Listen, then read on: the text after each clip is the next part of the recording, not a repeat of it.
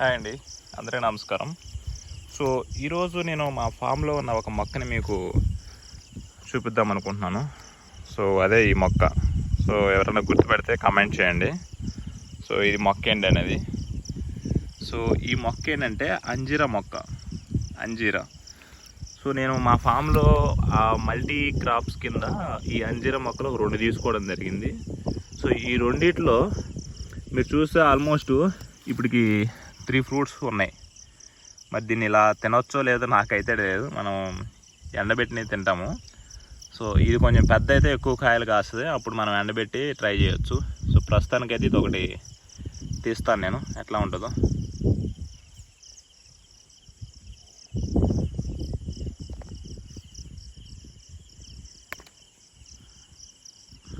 లైట్గా పాలు వస్తున్నట్టున్నాయి దీనికి, వైట్ కలర్లో. పంట అయితే మొత్తం పండిపోయింది. సో ఇలాగా మనకి మొక్కలు ఎంత యాక్టివ్గా ఉన్నాయో చూడండి.